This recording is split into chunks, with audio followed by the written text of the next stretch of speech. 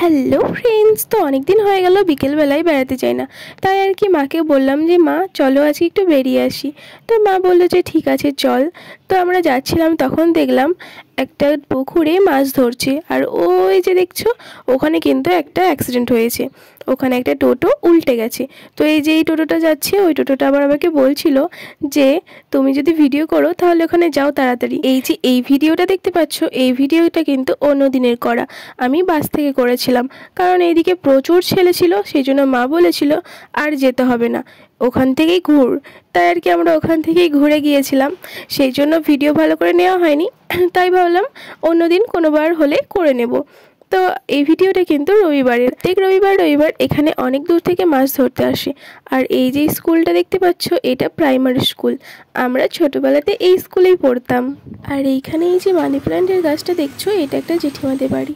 আমরা ফেরার সময় এই জেঠিমাদের বাড়ি ঢুকেছিলাম পেয়ারা পাড়ার জন্য। তাই আর কি কয়েকটা ভিডিও ক্লিপ নিয়ে নিলাম। আর এখানে দেখো আমার মা কিন্তু পেয়ারা পাড়ছে। তখন আমার জেঠিমা এসে বলল গাছে উঠলে ভালোভাবে পেয়ারাগুলো পাওয়া যাবে।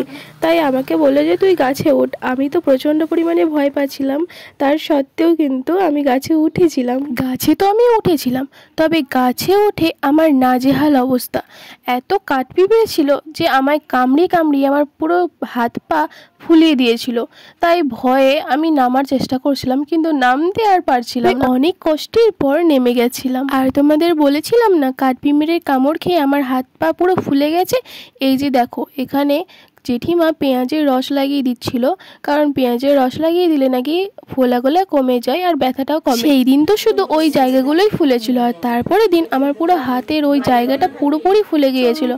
আর এই যে দেখো, এত কষ্টের ফল হচ্ছে এই পেয়ারাগুলো। এখন এই পেয়ারাগুলোকে তো ছাড়া যাবে না। আজকের জন্য এতটাই, দেখা হবে নেক্সট কোনো ভিডিওতে। ততক্ষণের জন্য টাটা।